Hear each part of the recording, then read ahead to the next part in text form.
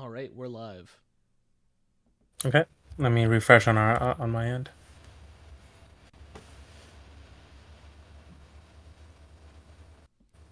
Now, I won't be able to see chat as easily, I don't think.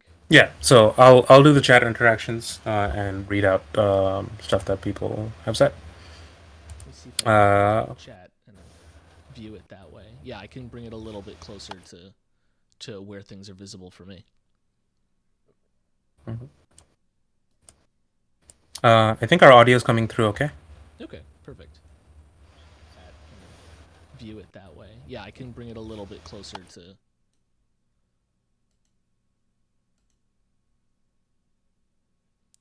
What's up, I gamers? think. Sorry. So I think Isaiah, you're coming in a little bit soft. So see if you can boost Okay. kind of from your end. Yeah. Let me try and because my audio setting for that is in. Why did it turn itself down? Okay, here we go. There we go. I should sound much better now. I've noticed so I'm not sure what is able to adjust my audio sensitivity. Um but I've noticed that whenever I adjust it in Audacity, it adjusts it like version wide, but something keeps turning down the like recording volume, which is not good. Uh, is it Discord? Because like Discord does do that, if I So remember correctly. Discord does the automatically determined sensitivity, but it doesn't seem like it's doing anything system side. It seems like it's doing it like server side. Okay. At least that's what I think. Mm-hmm. All right. Well, at any rate, let's get into it. Okay. Um, One question though, for YouTube Live, I guess if folks are have joined the stream, just feel free to type in chat. That way we know you're there and watching. Um, I've turned on the game music. oh no, Enjoy the I da- RPG Maker. yeah, All right. it was enjoyable about 500 work hours ago. Yeah. Okay, SLA's in chat. Excellent. Okay, let's wait for a couple more folks to come in. Right. Mm-hmm. Okay, Vibrant Fervor. That's good. Um,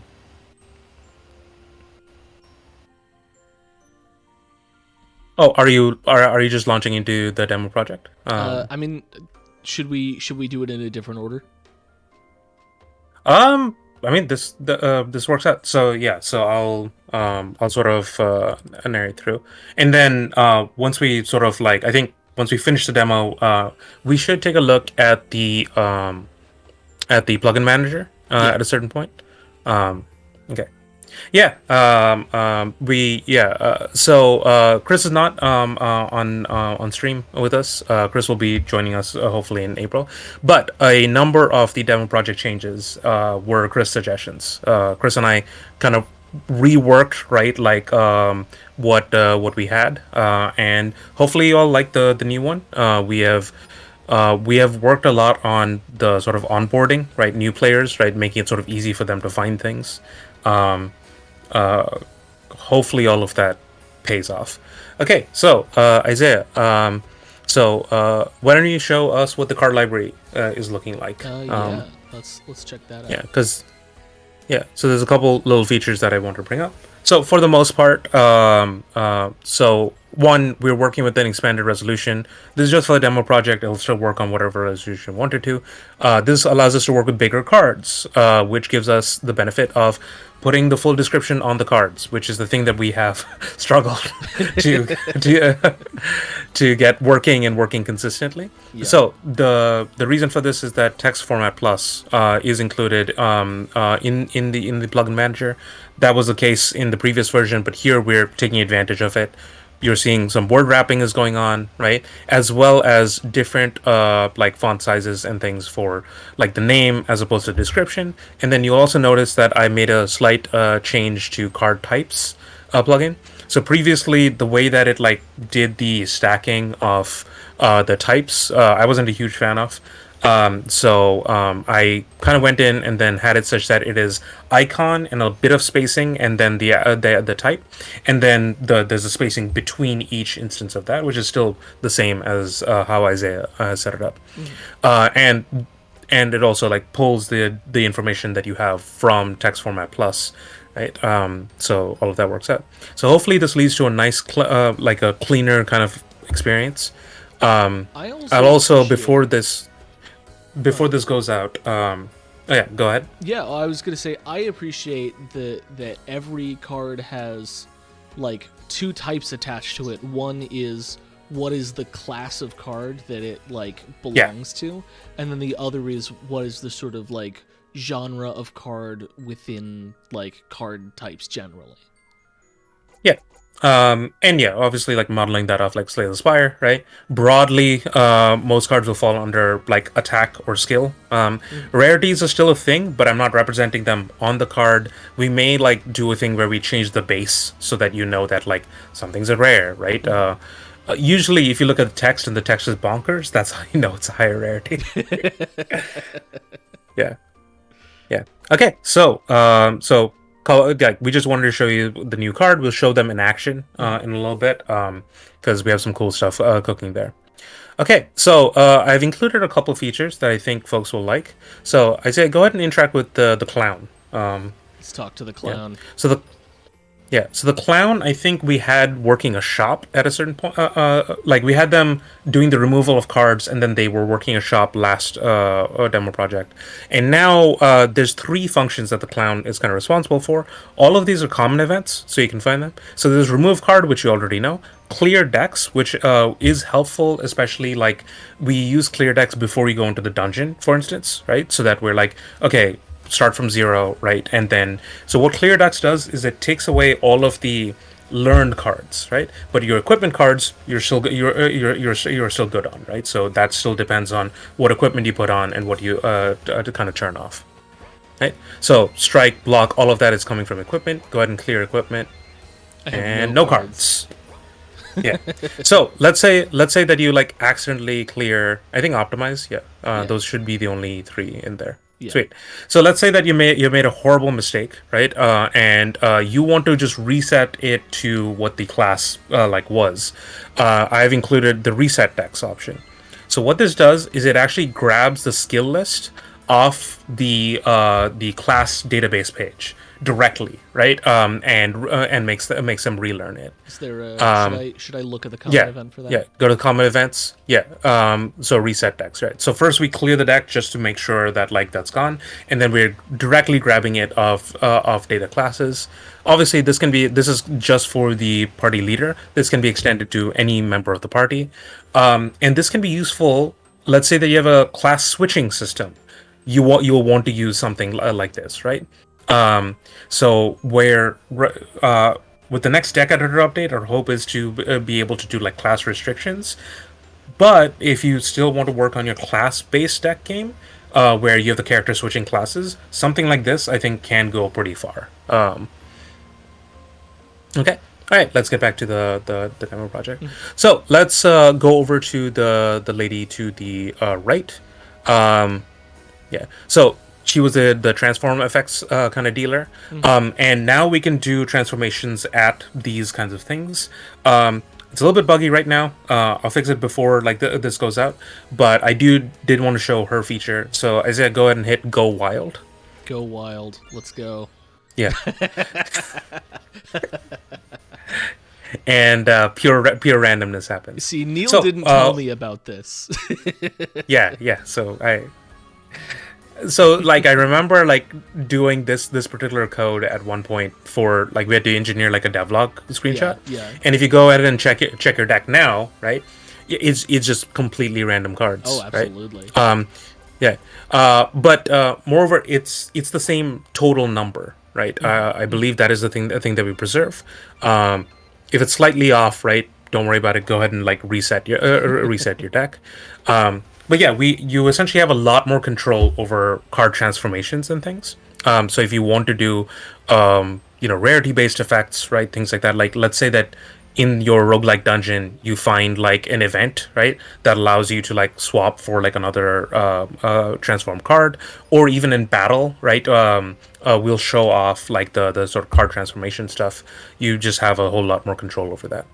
Okay, next up, Isaiah, go ahead and talk to the Valkyrie lady, who is right by the sort of destroyed statue. Yeah. So booster packs are sort of a thing. So we have sort of a couple types. So one is by rarity. So these are all cards of the same rarity, and they will broadly. We can even have them broadly mapped to one class or the other. But the variety pack. I think go ahead and give yourself some money. Oh yeah. I'll need to console log that. Yeah, we should give you some starting money on the thing. Yeah. Just gave myself. I like that you just amount. Yeah. Yeah, I like that you just have that on the ready. That's very helpful. Well, on a different project, by complete coincidence, I was testing a shop. Yeah. Okay, so go ahead and talk to the Valkyrie lady again. Buy variety pack. Excuse me. You should have 100,000 gold. She should only be charging 1,000 for that. Go ahead and check the eventing. Yeah. This is fantastic. We're debugging on the fly. Gold less than 100. So less than 250, less than 500. Oh, this is if gold is less than, not if gold is greater than. Oh, okay. All right. Well, I'm an idiot. I'll just go in and... Yeah. See if it's exactly 1,000, then we're all good. Nothing to worry about. Right, which is what I was testing under, which is dumb. Yeah. No, I've done that. See, I usually roast Isaiah for bugs like that, and then I'm going and making them, which is fantastic. Okay, let's buy the variety pack. So to show off a couple of things. So one is that the variety pack is weighted randomness. So what we do, and I've set up a common event for this in case you want this for your own games. So we have slots essentially, right? Just think similar to like a Magic booster pack, right? You know that you will have X number of rares, X number of like uncommons, X number of commons, right? And so we do all of that for you. So as I said, this is a good time to switch over to the database where I can show off two common events. So one is show off the initialized common event. Mm-hmm. So in initialize, we are actually doing something kind of cool. So previously there were these like long lists of like arrays, right? There's still one, we just need that for a special thing. But for the most part, these are empty arrays now that I'm using a script call to fill directly based on what card types it has, right? I'm gonna write a helper function that like allows you to just like quickly do a lookup, right, off this, so that you don't have to solve it via this. But what this does is that on initialize, we take all the commons, anything that has the common tag, right, put the IDs right in variable 2, and then if you move over to card reward booster, and this is still saving to a game variable. We don't actually have to save to a game variable. We can do all kinds of stuff. But yeah, here we are doing those distinctions of like what is common, special, rare, attack, or skill. Hey Reiko, how's it going? So yeah, so we just grab it from the card type, so you don't have to like memorize like long lists of IDs. And also you can just switch things around in the skills database. It'll still populate it correctly. Yeah, right? so I think I could make a new skill and give it common type, and then it would automatically be included in that list. Yes, because we're just for eaching through the skill database to grab that. Mm-hmm. Which I think is pretty cool. So head over to card reward booster. So card rewards, common, special, and rare, they're pretty similar to what you've done before. Booster is a little bit different, where we're actually we are using those rarity pools that we kind of created and picking 3 commons, 2 specials, 1 rare, and you can see it in the for loops, right? There's a series of 3 for loops that we're setting up, and then we have the option of taking all the cards, right, or taking all the cards or kind of skipping your reward. Yeah, unfortunately. And then after that, what we're doing is we're doing show card, but we're putting it all towards like one place, and then we're moving the cards out in a fan, right? And you can do a lot of like special things with this. I especially encourage you all to use move card with the angle, because then you can even do like a slight like rotational fan, similar to like the hand, right? Whenever you do this, right? So this kind of thing, right now the options are just take all the cards, right, or skip the reward. I can figure out a way for you to distribute per each card, right, who it goes to, right. This would actually be really good if you were using deck editor, for instance, and then yeah, you crack open a card pack, it goes to the collection, and then that UI you use to sort of deal with it. Okay, so I think feel free to, if you want, take the cards, right, or skip the reward. Yeah. Okay, and then we have our party members. Do we want to show off the dummy? I think we should show off the dummy. The dummy is very dumb. Let's do that before the party members. Yeah. So in case you want to like min max, right, and like really see where your deck goes, I made a test dummy. This is using an image that will not be in the final version because we need to find a royalty free one. but yeah, it's a dummy. Don't worry about what it says. It's just a testing dummy. Extremely illegal dummy image. Yes. I don't even think it's like copyright or anything, but like I know we can't use that. Yeah. So the dummy, for the most part, if you're like testing damage, it's pretty good. It's not going to hit back at you broadly. It has a gigantic pool of health, so you can sort of feel free, right, to just test your deck out, and then when you're done, you can just run away and sort of escape. And you can do this with multiple party members, right? And this is just there, right, for like rather than having to go to the dungeon each time. Isilla talks about the hole on the top left. You immediately noticed it. I did know. So somebody already is asking about the hole. Yeah. So we're not going to reveal that on stream. When this finally goes out, right? You all can check it out for yourself if you can find a way to get there. Let's just say there's a present for all the OGs that have stuck with us in the hole. Right. So Vibrant Fervor, Exilla, Reiko. Check it out when it goes up. And yeah, the new buttons. So one, Isaiah actually overhauled the button system, and we'll be kind of showing that off a little bit. I just redesigned it because we actually want to start supporting having multiple buttons. Right, so not just item, right, but like stuff like running, right, mulligan, things like that. And I thought like just putting it like right above your sort of main status screen would be kind of good.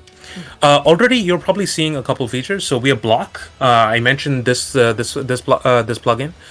Block generate is a plugin that I wrote. Please feel free to test it for bugs and things like that. But yeah, it implements block. So there's cards that can gain you block, and then damage will take away from block first before it is applied to your health.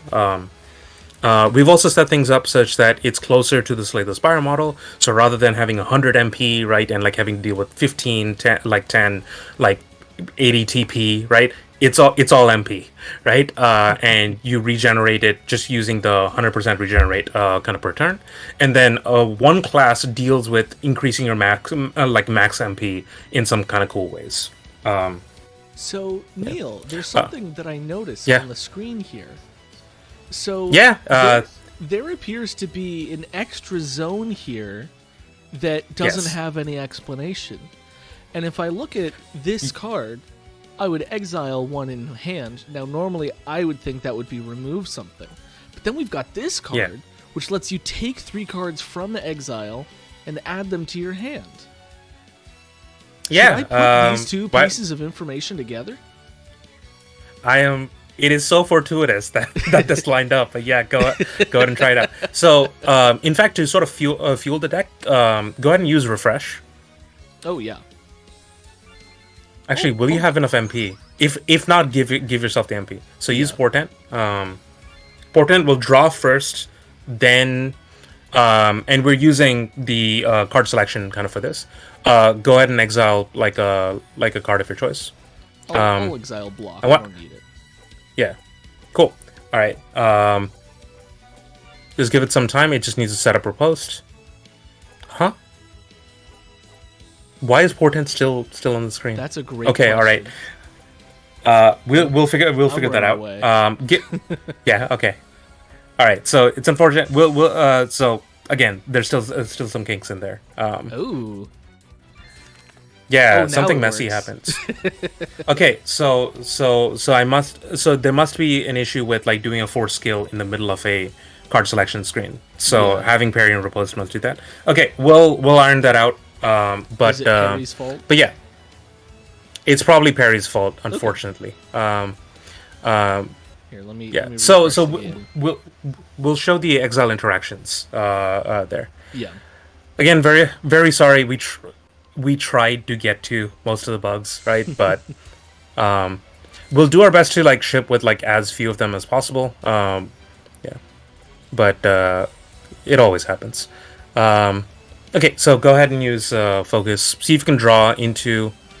I think Void Vault. The issue with that is that yeah, I think go ahead and end turn, and then I don't know if we'll get that set up again.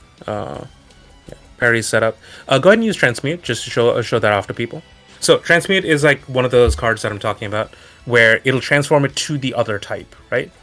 So if you select Block, for instance, which is a skill, it'll turn into Midas Fist, which is an attack. Midas Fist might be interesting to some folks because it'll give you a special effect when you defeat an enemy, and only when you defeat an enemy. Right? Which I know many of you are doing through action sequences, but it turns out there's a damage formula solution to that, which I can kind of show off. Okay, Excella in chat says, for customization, are these new custom zones acting like discard and deck? Yes. Where you can put either the last card used or the actual image? Yes, 100%. You can customize that as you want. And then Reiko says, maybe we should add a command on the plugin similar to discard and draw that works as a force action for another skill. This is in the works. We will probably, around the time... So I don't think it's going to be in 1.6.0, because we have no way of testing that in the amount of time we need to put 1.6.0 out. But again, that is on our radar. I don't know if I can promise it for even 1.7.0, but I know that we need that done before custom keywords is a thing, because custom keywords is going to use that system. Okay. That way it could be fine-tuned to work properly with the plugin, absolutely, and make it easy to work with for other people. Said after having spent a long time trying to make a good force action script into the cards. So that's on our radar. We actually need to do some changing off the way that action system currently works. So it's a wider level fix, right? Okay. Go ahead and enter. Because we are trying to sort of draw into that combo again, right? Yeah. Okay. I think it should be the last three cards. I mean, diversify is fine. So this is an effect that you all have probably seen before. And this time, rather than pulling off those IDs, right? Yeah, we just have three completely sort of separate cards from that. And in Diversify's case, right, it's all of special rarity. Go ahead and use the Knife Sheath. This is a card that shuffles knives into your deck, right? And then knives, each time you use them, they draw a card. So essentially, it just makes your deck easier to use. The rogue likes cycling through their deck like a billion times. Mm-hmm. You'll also notice Awakening. If you have any MP, you can use it to sort of gain more MP. These are free attacks. Yeah, they're just free attacks. So you spent a bit of MP in one turn, and then it pays off in a future turn. Got it. Yeah, because they're free. You draw something. I just drew another knife. Do you not have the Void Vault set up anymore? I don't think so. Okay, well, show off Awakening at least. Consume all MP and gain 2 max MP. Yeah. So this should get some of you excited. Yeah. So yeah, we're up to MP5, and then when you end your turn now, Sorry, I just had to get that last. the next turn. Yeah. The next turn, you're at 5. Yeah. And so this is what the Warlock does, right? They keep stacking on additional kind of max MP, right? And you can use it towards sort of kind of different effect. So yeah, Diversify and Arcsaber go really well. The hero is all about running as many different types as possible. You actually may want to transmute before you Arcsaber. Yeah. That way you have a shot at pulling another type, right? And maybe, hey, Transcend, which is really great. Use Transcend because that's the highest level. Yeah. And notice we're just stacking the Exile, right? Yeah. Oh, is there a card that can like proc Mirror Echo? A Mirror Echo is a pretty basic effect. If you have card selection, you've probably done something like it. You get to add another copy of a card in your hand, right, from your hand. And so if you have like a really powerful card that you've like locked into, right, or is a part of your deck, you can get additional copies of it in battle. They won't be permanent. Yeah. Okay. So I think that's probably enough messing around with the test dummy. Probably, yeah. I want to show off the let's show a backswing actually. So some of you may have seen this on the Monk in 157. There's so I've incorporated this under the hero class for this demo project, where if you play it after a skill or after an attack, it does an additional effect. So try blocking and then doing backswing. So you block, consumes 1 MP. You do backswing, consumes 2 MP. But because you played a block before, which is a skill, you get 2 MP back, right? And this is the thing that the hero cares about, right? Is doing that like dance of attack, skill, attack, skill, attack, skill, or skill, attack, skill, attack, skill, attack, right? And they have different cards that proc off that. See, and this is a good hand because I can do that. Yeah. And then I can. And then you can momentum. Yeah. I would. I want to strike and then refresh and then momentum. No. So technically the correct card play is refresh then momentum. Yeah, as you said, you want to minimize the total number of cards in your hands. That way you can drop to max hand size. So the hand size manipulation is a thing that the warrior class does, where they both discard cards, right, to get sort of additional effects, and also they try to bump up their max hand size, right, because they have cards that proc off the total number of cards in your hand. Ooh, and I've readied the parry as well. Yeah, unfortunately the dummy will not. Yeah. But yeah, I mean, if any of you manage to make a deck that destroys the dummy, there's a special interaction that we put in there. There's lore, as you know, with our demo projects. Okay, let's show them the dungeon. Absolutely. Yeah. So the other two shops are the weapons and armor shop and the items shop. There's new stuff in them now. Feel free to check them out. But the good thing about the items shop is that you can sometimes find all of these items in the dungeon, and I'll sort of explain how that works. Let's add a party member. Who should we add? It's your call. So you got to see some of the mechanics that each of them kind of do. We did make a restriction where I'm a sucker for the rogue class, but go ahead. I mean. Yeah, I mean, go ahead, and also you can also leave Harold behind if you're so inclined. Ah, yes. Yes. Get out of here, hero. Let's add a fighter. Yeah. Okay, cool. Let's head off into the dungeon and cross our fingers so hopefully nothing breaks. Okay, so this is a entirely new dungeon system inspired by the work that Excilla's doing, and also the work that Dr. Splutterworth was doing. So this is a node map based dungeon, and it's an actual node map. Isaiah, go ahead and check out the common events. Oh man, common events. So look at floor start. So I learned about hash maps, and I've created a relatively simple system. Now I will label this. We'll also have hopefully if I have enough time, a tutorial of how to set this up. But as you can see, we're creating an adjacency map, and then we're creating a map of like what's the stuff that's in there, like in each in each node, and you can control it per floor. So you're noticing that there's a variable called battle count. There's one called chest count. There's one called rest count. And so what that does is that it ensures that when we generate the dungeon, there will be this many of each node, right? So if you want to have a floor that's like very rewarding, right, you can have like 10 chests, right, and things like that. So what it does is essentially once you have generated enough nodes, right, that like already have battle, you're if like we try to make a new node and it has like battle within its array, it'll preferentially like try not to choose that, right? Right?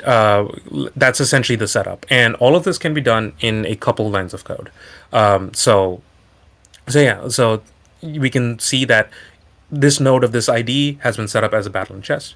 Yeah, exactly. Yeah, Isla mentions Doctor Splutter. Like that's what I was thinking. I was looking at Deck Builder Fantasy. I'm like, ooh, they're really gonna like this, right? They're already like working towards this kind of goal. So I was just like, hey, why don't I just create the template so that you all can kind of make it? And obviously, like the version of it that we're making is kind of it's limited, right? But this is expandable, right? So we have one floor that we've set up this way, and then Isaiah, go ahead and scroll down. Yeah, for floor 2, we have another floor, a different setup, and all of it's within the one common event. You can obviously split up the common events, that's completely fine. The reason that they're all under one common event is so that when we're in the dungeon, there really is only one control event that's running, right? And doing the setup. So all of that setup happens in this floor start, and then you'll notice we have common events for battle, boss, chest, rest, exit, right? And those you can work on, and they will affect the entire dungeon. The way that things are set up now. So like if you change up the way the battles work, the way that you present them, right, or something like that, then yeah. Again, everything is just based on which floor you're on, and then if you check out the troops and enemies, Isaiah. Yes. So if you check out enemies, you'll notice there's a lot more enemies, and it's not just everybody does like strike to you, right? They have strategy a little bit, right? Kind of to it. The bosses in particular, I tried to make as tough as possible. So if you defeat the dragon, I will know because there's a particular screen that we hid in there. Yeah, and if you check out the troops, many skills. It has so many, yeah. It has so many skills, and like, and also it cheats. There's a I won't reveal it, but just know that when the dragon gets to 10% of its health, it's not it's not gonna be nice. It's gonna try to flip the table. So yeah, we'll set up the troops like this as well, and yeah, once again, Isilla mentions right their game. Yeah, these are all, and we'll get into the dungeon maps, right? These are all events that are kind of blank, right? And then we set the self switch, right, to what they are, and then the actual resolution of the event is happening within a common event, right? Which is a relatively simple way. So notice that it's blank, right? Yeah. The layout of the dungeon is a little bit fixed. If we want to vary the layout of the dungeon, Isaiah's actually been working on a plugin that could help you with that. We don't know when that'll be out yet, but just know that like those options do exist, right? You don't have to sort of restrict yourself to like this very fixed pattern. So Isaiah, go ahead and show floor 2 and 3, yes. And then we'll actually dive in. Yeah. So notice that floor 2, right, more nodes, a little bit more involved, and then floor 3. Those of you that have played Act 4 of Slay the Spire, this may be familiar, right? And floor 3 is intentional because like I know exactly what goes in each one of these. Oh, neat. Yeah. So Vibrant Forward mentions the Wizardry 101. Is that cheat system? Cheat system. Yeah. Cool. All right. So let's head back into the game. Mm-hmm. All right. So go ahead and move. And so this is a single move command, and it'll dynamically populate based on where you can move. Right. It won't give you all the directions because we generally want the player to be moving forward whenever they can. All right, have at it, Isaiah. Absolutely. Just surveying my options. So the jabs are all free, basically. Yeah, they're basically free, right? Try setting up traps before you jab. Oh, yeah. Yeah. Yeah, because that, Cool. adds cards that I could draw. Yeah. Hunt Mark is pretty good. So Vanish is similar to like the Blink mechanic, right? So you have to use it this turn. You can't really hold on to it. Yes. Otherwise, it'll go to exile. But maybe you want it to go to exile. Yeah. Very possible. All right. Okay. And then here is the fighter. So yeah, they care about max hand size. There's a couple ways that they can kind of improve it. They're also very good at generating block. They don't have as much MP generation, but what they do have will hurt them in the long term. So this will shuffle Burns into your deck, which is a status effect card. And this is a Chris invention as well. He based it on sort of how Grifflands kind of did it. So the Burns each do 1 damage on draw. And you'll need to find a way to kind of take it out of your deck, because as your deck cycles, right, more burns keep getting added, right, and each one of them just pings you, right. So not only does it like clog your hand, but also you could be drawing into just death, right. I'll give Yeah. the rogue some block because I think I'm probably good. Mm-hmm. Yeah. And so something that's neat is that actually increased the rogue's max hand size. So next turn is going to be pretty great for the rogue. Oh. Yes. So Wrath is going to be really good against that slime. Yeah. Right? Because, yeah, you sort of get like ×4 kind of damage on it. If you want, yeah, maybe you can set it up to use Surge. I think. Yeah. Use the block, then use Surge, and then if I've implemented Last Resort correctly, which I think I have, it should draw to max hand size. Oh, that's the wrong animation. But it did. Yeah, it did the job. Okay. Yeah. Yeah. All right. Ooh, I like Fury for the rogue. Yeah. Oh shoot. Oh no. Oh crap. What is going on there? Let's find out.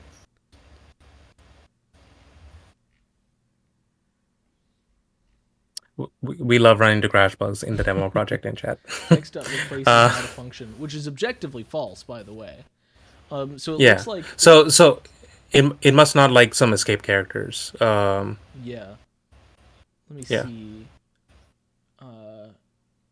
Yeah, I think the text we're handing it is not a string, and I think that's what the issue Okay. is. All right. So yeah. So it probably my bad. Again, another thing that we should fix. Go ahead and F5, and then we'll just run into the dungeon with like one person, right? Yeah. Because there's a couple different interactions that I want to show. I'm gonna make it her. Yeah. Because I want to Cool. explore this. And then yeah. This class a little bit more. Reiko, we're not so Reiko says, good to see this also happens to professionals at an important moment. It's not that I'm especially bad at that. It happens to everyone. Reiko, we're barely professionals. Yeah. Oh, so we get to we get to show off how parry works, which is another Chris invention. Yes, so Isla, we've essentially set it up such that it's all choices, right? You could set it up such that like it is run around, right?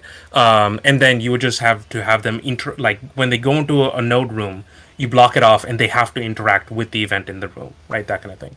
You can potentially do it with like regions as well, right? So the hallways they can run around, right? But the moment they go into a room, it triggers that. I've seen that done as well. So test out Impale. Yeah. On the slime. So I'm assuming that Pierce means, yeah. Who cares about your block? Exactly. And the thing is, the enemies can use that against you as well. So Therese, you'll notice, starts out with 50 block, at the start of the battle, and that's because they're wearing sort of heavy armor, right? Cool. Let's go on ahead. I go ahead and use slam. Oh yeah. Or like you can, yeah, you can use block and then slam, right? Yeah, absolutely. Yeah, and this one is not as busted as the Slay the Spire equivalent. So we do take away your block, right, when you do the slam. So you use it more for burst damage rather than I stack all the block and then I deal 3 slams, right, in a turn, which is rough. Cool. So you have a couple options. Chain is a mechanic that we're adapting from the 1.5.7 one. Mm-hmm. It basically means that if you play other chain cards, right, they increment, right, and they scale sort of off that. Yeah. So they start out pretty weak, right, but like multi-blow on its own, it chains with itself, which I think is kind of neat. So the first hit, right, is going to be like sort of 5, right, and then the next is going to be 10. Yeah. Right. Maybe it should work. Like maybe it should work such that like the first one is 5-5 and then the next one is 10-10. We can figure that out. Poison pin is always good because I have set poison to kill enemies, right? Unlike it sort of reducing their thing, so it's particularly good against boss fights, right? And enemies will love putting poison on you later in the dungeon. I'm gonna take poison. Yeah, you got a couple options. That's most useful for Threes. Yeah, and let's see if So check. Go ahead.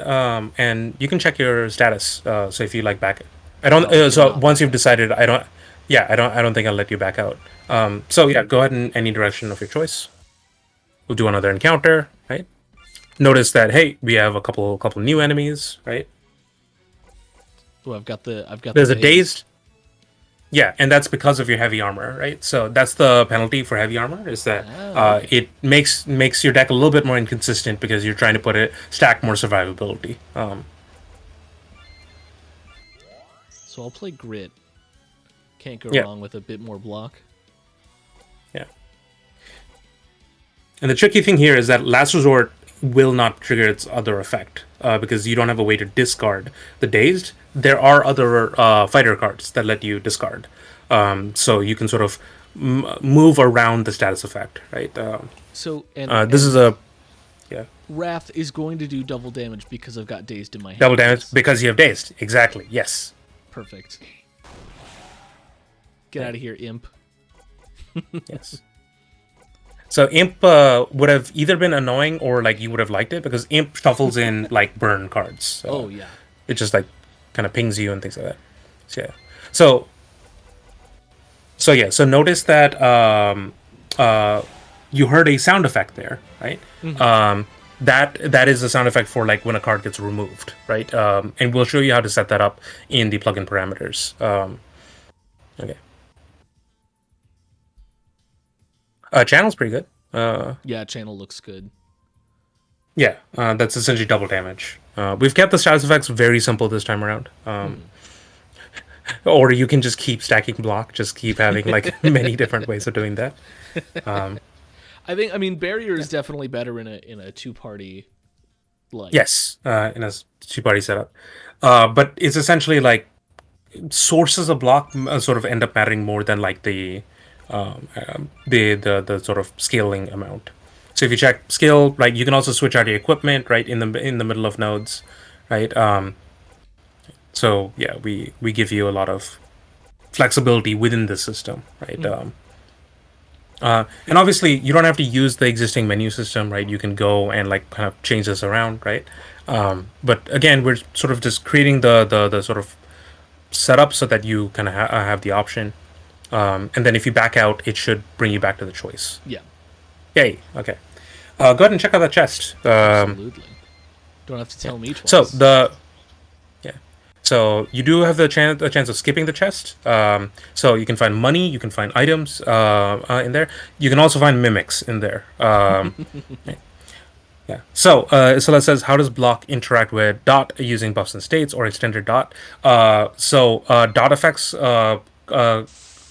If they apply damage, right? If they like, then block is taken off them, and if they do like percent HP, right? It goes past the block. That's how it works currently. We can refine block, right, to like interact with that. Yeah, I think it's a relatively easy plugin to kind of edit, right? So if there's inclusions that I have missed, which I probably have, definitely sort of let me know. You also have the choice between.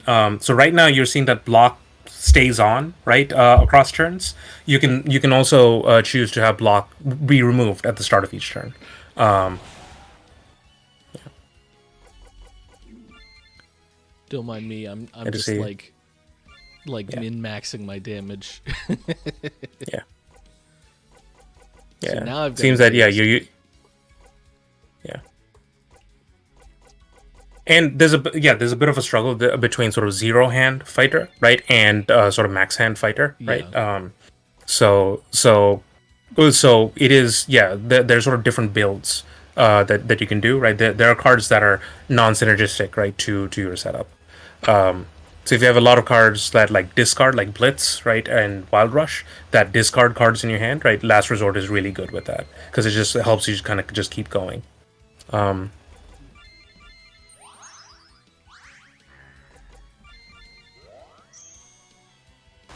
Again, wrong. That's the wrong animation, but yeah. Okay.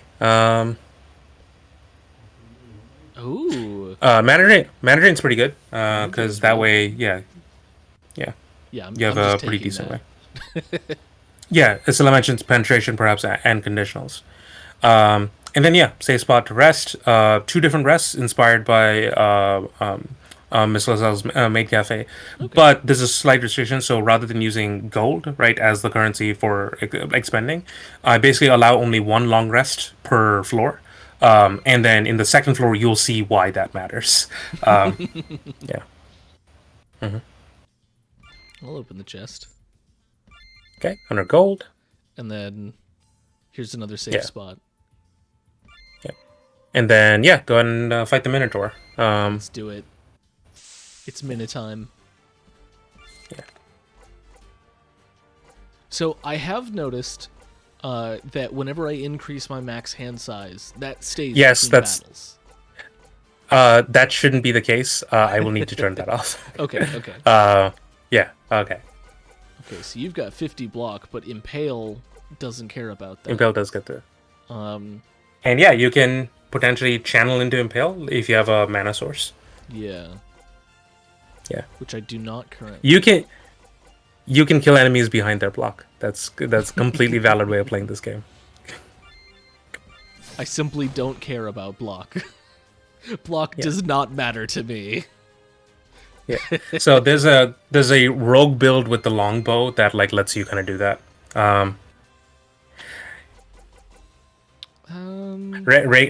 Reiko has my number, right? Forgetting to reset a variable.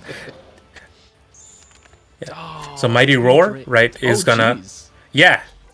So Strain again. This is a Chris invention. So it's a risk reward kind of thing, where like you can take damage to draw a card. No problem. I could do it. you want to draw cards, right? I do want to draw cards. Let's Yeah.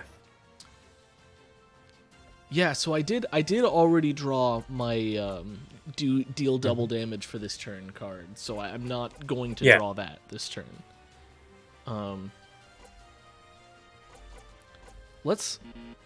Sorry, that was Dazed, not Strain. My bad. Yeah. And I drew another Strain. Yeah. keep using them. So with Fighter, they can actually like the reason that Burn and Strain they have a lot of interactions with those, right?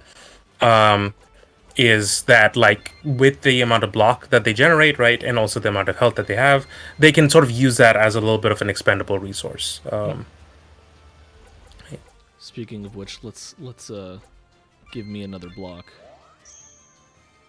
Because I have so many gosh dang cards, I'm gonna use Surge. Oh, I should have waited to use Surge. Oh, that's my bad.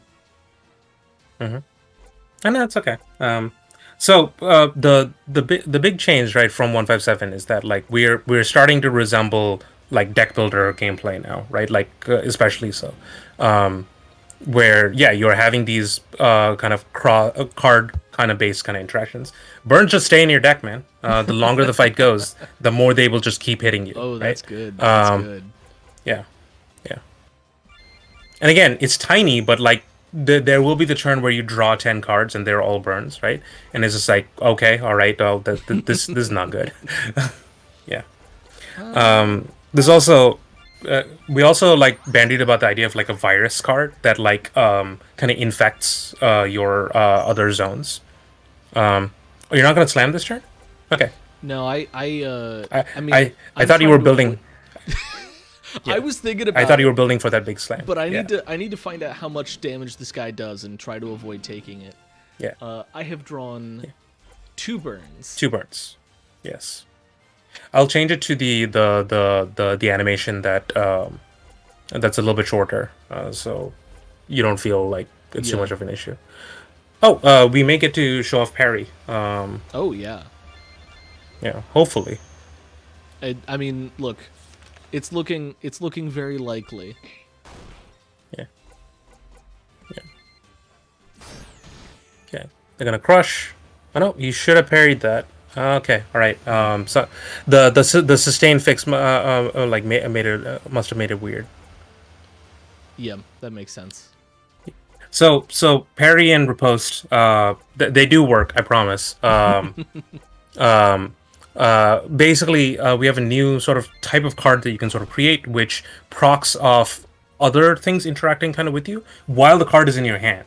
This is something that people have wanted for like status cards for like the longest time, and we took the time to sort of like figure it out. So we have a version of it, and then we will eventually try to like keyword it, right, kind of down the line. I'm making a terrible decision and adding more fire. Does the strain? Yeah, the strain doesn't do double damage to you. Okay, all right. It would be funny though, because like Great. if we had like double like kind of proc off that. I did just These replace are my strains with burns. Yeah, these are the types of card based interactions that I care about. Right? Absolutely. Yeah. So yeah, as you can see, the longer the fight goes, right? Yeah. But luckily you managed to close it out. So you get a reward for this. This is of a higher rarity. Temper is pretty good in warrior decks, right? Because you draw attacks, right? And it also increases your max hand size, which may be like the way that you were sort of building towards. Yeah. There are payoff cards for max hand size, right? In rare, right? So the more you kind of keep building it up, right, the more you can do with it. Though max hand size is less broken, like when it doesn't carry over each battle. Mm-hmm. Yeah, so Scylla, I was talking about parry and riposte. Unfortunately, it seems that we've run into a little bit of a... So that does increase it, like, for the rest of the dungeon, right? So yeah, if you just want to kind of completely lean into that. And this hits your entire party. Okay. Yeah, so yeah, the idea is that each floor which will get like a kind of progressively harder, right? You are also having more tools to be able to kind of deal with it, and there's very few ways other than like the campfires, right, of restoring health, right? So yeah, if you and we slowly starve you off them, right, as we kind of go on. So I think we should end the actual demo of the demo and get into the project of the project. Yes. Okay. So yeah, so rather than using sort of counterattacks, we're using go ahead and show the database. Yeah, absolutely. So we're using a skill to kind of take care of that. So go ahead and scroll down. Scroll like kind of all the way down. So the setup that we have, right, is repose parry and repose setup. We'll put the state on that like says that hey, we're tracking with the state, and then riposte counter is the skill that plays when you trigger the riposte, right? Which is it deals 50 damage, right, to the enemy. So do we want to show what the yes, the plugin manager, yeah. So this is about the time that I just sort of explained. So we're showing off the demo project, right? We can't quite launch right now. As you can see, there's still a couple bugs there. It'll be within this week, right?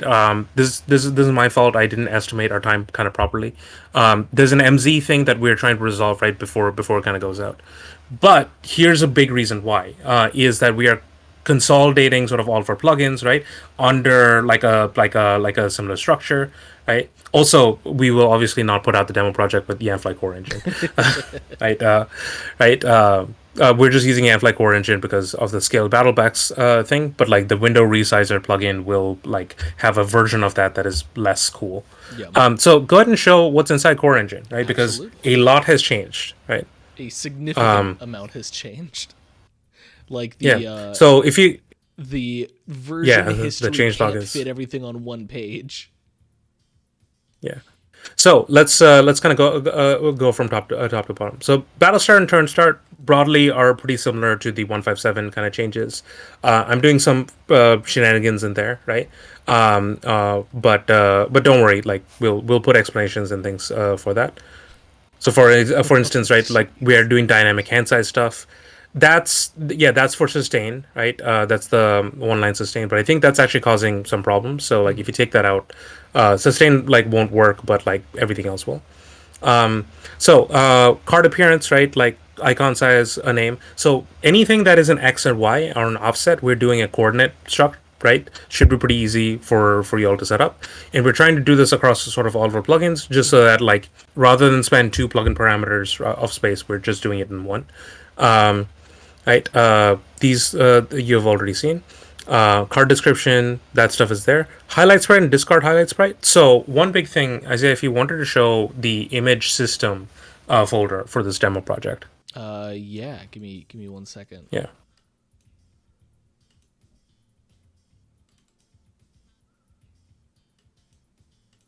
And I think we already previewed this a little bit earlier on the channel.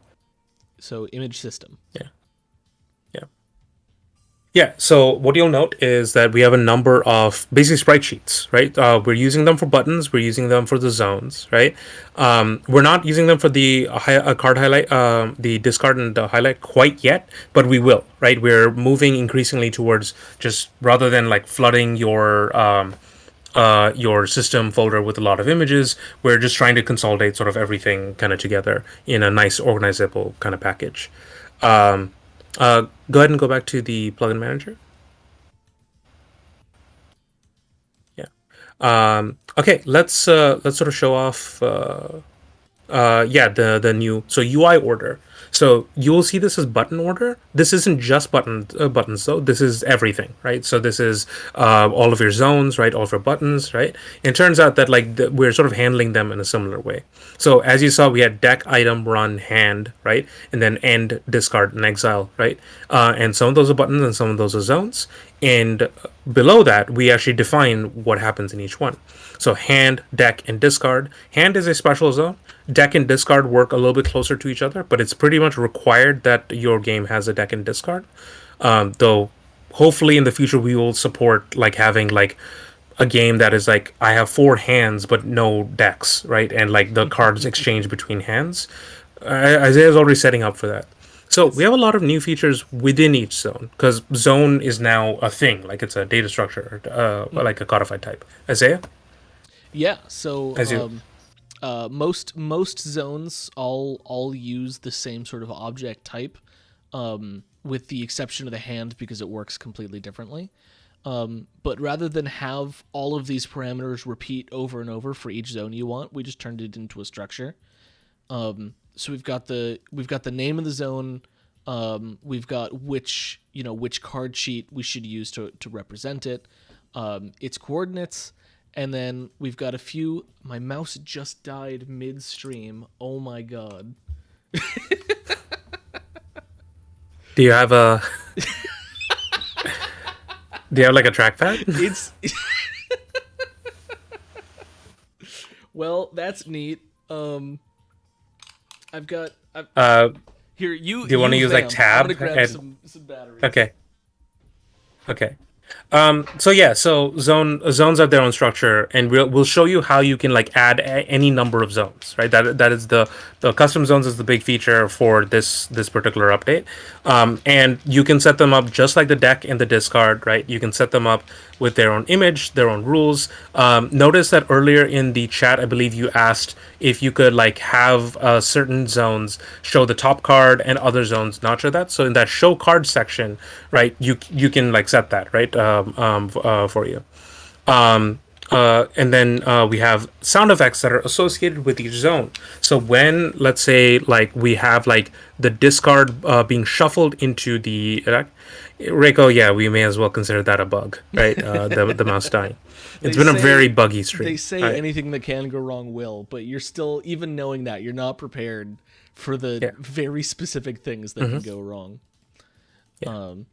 So not only is it like yes or no, right? It is, you can set like what's the sort of order, right? So like if, for example, the image that you're using is more of a frame, right, then you can set it up to be in front, right, of the like off the cards, right, that kind of thing. The sound effects, right? So let's say that you wanted to put a sound effect when the discard shuffles into the deck. You can do that now.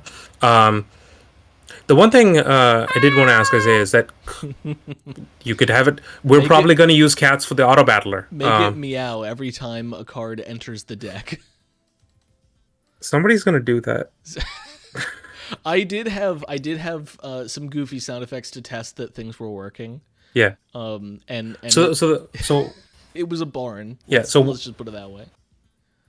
So one question, Isaiah, would you be able to set the volume and the pitch of these SFX by any chance? So no. However, the volume is set to 90%. Okay, by sort of default. Yeah.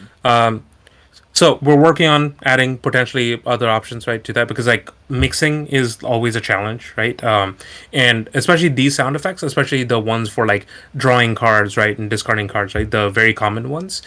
I would encourage you all to like keep it to like a lower volume, right, than the others. It needs to be like loud enough that it's registerable, right, as a thing. But like if you're drawing like 100 cards, right, you don't want like somebody's like sound card to like go wild. That is worth noting. I do call them as like play static. So instead of, if you are drawing 100 cards in one frame, it will not play the sound effect overlapped on top of each other 100 times. It'll only play at one time. So that'll keep it from becoming excessively loud because of them being stacked on top of each other. Okay. Yeah, I think that's a good move. Maybe in the future we can look into queuing and stuff, right? Because you do sometimes want, like, let's say you draw like 10 cards, right, and then each of them goes through an effect. We do want to like handle that programmatically so that like the card is drawn into hand, it gets a buff. The next card is drawn to the hand, it gets a buff, right? We still kind of want that. Those interactions, but like that's down the line, right? We have to implement the foundation before we build the system. Let me answer Asila's question real quick. So Asila asks, are the SFX volumes the same as the game SFX volume? Essentially, think of each of the two volumes as multipliers for each other. So if the sound effect volume in game setting is set to 100, as in 100%, and then the sound effect itself is set to a volume of 100%, it will play at 100% volume. And if one of them is set to 50, it'll play at half volume. And if both of them are set to 50, it'll play at quarter volume, and so on. It's the same as if I go into, let's say I don't remember where exactly. There's a play a C. It's right there. It's right play there. A C. It's the same. It's the same as these settings.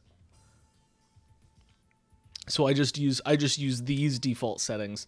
At some point in the future, I can turn them into structs that include volume, pitch, pan. Yes. I think that'd be a good move. We don't have to have it like as we roll out. I think that at minimum we should have like, you can have some sound effects, right? Yeah. And then once, like maybe in a future update we can focus on tuning those. Because I know that people will want to do like specific kind of stuff with this. Sound is very important. So the one last feature that we wanted to show for a zone is that at the bottom there's a really interesting one called card actions on empty. So this way you can use card actions, just as it's sort of written there, to have the zones sort of interact with each other. In when like on the empty trigger, um, this we're hoping to expand in sort of future stuff. For now, right, it's fairly simple. But you can use it to have, like, let's say you have two exile zones, right? And then when one exile zone gets cleared, right, maybe it goes to the other exile zone, right? Or you have a game that is about like rather than like you have a hand of cards and you're playing them to four different decks, right? You can have card actions and empty, like do specific things, right, based on that. Now, I want to point out for this specific thing, these two card actions move all from discard to deck and then shuffle deck. That may sound suspiciously similar to what happens in 1.5.6 whenever the deck is emptied, and these just happen to be the card actions inside the deck zone. So if I were to delete these, and I'm not going to hit OK and give Neil a heart attack, then emptying the deck would no longer reshuffle the discard into the deck. What was once an ingrained behavior is now something that you can edit through this new feature. Okay, cool. Let's continue on. So let's show extra zones, right? Absolutely. So we've shown you hand, deck, and discard. You've already dealt with those, but now you can make new zones. So the exile zone, for instance, right? It's there, and it's set up more or less the same way. That stare sound effect, right? That you had like every time like a card was removed, right, and thrown to exile, that'll play. Right, when that happens, and then you can set it up like in a particular part of the screen, right? Do rotation, right? Do font size, right? All kinds of like fun stuff. And you'll notice that these are all the exact same parameters as the deck zone structure. So once you understand how one of these zones works, you will understand how to make whatever zones that you want, because they will all work the same way. Again, except for the hand. Yeah. Go ahead and stress test this. Like, have a game that has like 512 zones, right? All right. And like, yeah, like it's a city builder game, right? Each deck is a building, right? Yeah. Yes. Yeah, so for your game, we would recommend like just hang back with 1.5.7, right? But we'll give the instructions of like what you need to do to sort of change it, right? Because yeah, we've also done a couple like directory changes and things, and we'll explain sort of our reasoning for that. So for example, you'll note that we don't have a default card setup anymore, and we don't have default card bases and arts directory, and that's because we're moving towards a fixed directory kind of structure. Isaiah, go ahead and open the image folder within the project. Yeah. So in image, we have a folder called CGC, and within that, we'll have card art spaces, right? And the expectation is that this will always be there, right? So the default within the bases is the default card that we're using. And so the way that we're doing this is that the expectation is that this is always there. And that way we can expand this. So our goal is to have the buttons and the zone, those sprite sheets, right, for those to eventually move to here, right, as well. And then any other thing that we add on, for example, like layers, for instance, if we end up doing card art layers, that'll end up in here. If like I don't know if this is how we do it, but again, this is similar to what certain other plugin developers do, right? So if CGC doesn't exist as a folder, we know we can tell you, hey, you don't have that folder, right? Like, and so would you like us to make a default copy, right? We can do that from within the plugin right now. This is going to help with setup time, because a very common new user error, right, is that they grab the plugin, right, and they drag it into a new project, and they can't see the skills. And obviously they can't see the skills, right? Because like you have to like set up these directories, right? But you don't know that you need to set up directories, right? Because usually these are like set up kind of on their own. So Vibrant Favor asks, can there be cards that add effects to the zone or affect cards in the zone? You can do this with independent card variables already. Vibrant Favor, you should have access to this. and ICVs will be made such that like you can target like any zone, not just like the hand, deck, and discard, right? Yeah. So long as you have the name of the zone, you should be able to like hit all the cards off one type right within the zone, right, or hit all the cards within the zone. That should be doable. So, Isilla, regarding breaking your game if you update it, I recommend making a backup of your project before updating, just in case you're working on it for a while and it just like continues to not work for one reason or another. The other thing, of course, is, I mean, if you have any questions, obviously we'll be in the Discord and we can help out with that. So, Scylla, we're eventually going to move that over, right?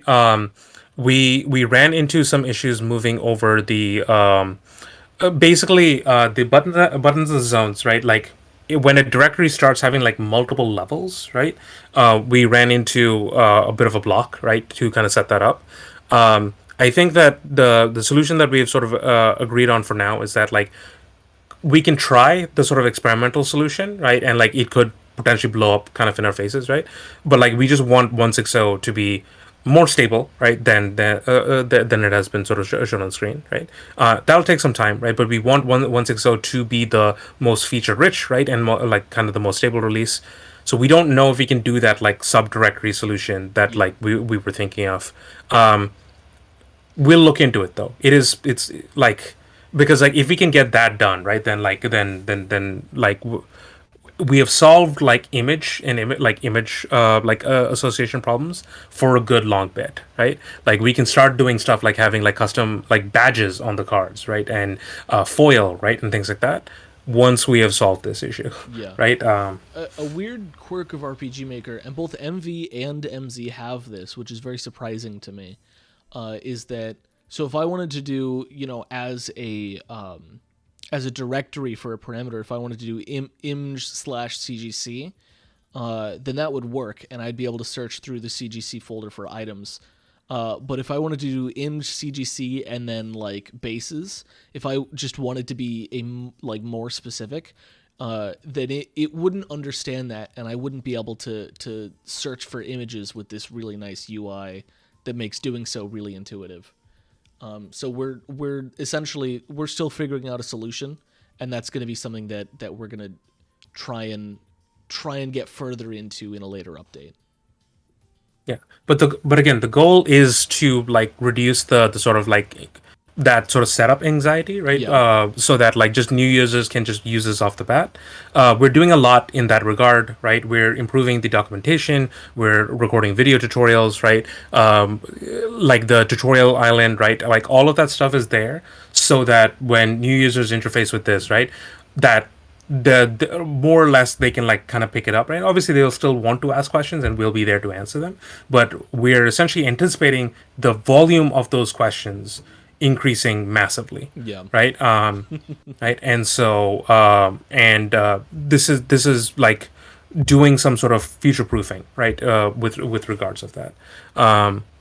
Okay, all right. Let's continue on down. So those are zones. You can add as many as you want. Buttons. We are using talk about the temp zone real quick. Sorry, before we move on to buttons. Oh, okay, yeah. Sorry. Because the temp zone is not a zone.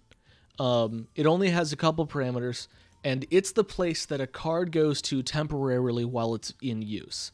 So you saw during battles, we would use a card, and while the attack animation was happening, the card would go somewhere. And then once the attack animation was done, it would go to discard. So the temp zone struct essentially determines what that is. So if I were, for example, to set the card scale to 0.25 in this temp zone, and I hit OK, and I hit save, and then I'm gonna refresh this, and we'll just go straight to the test dummy.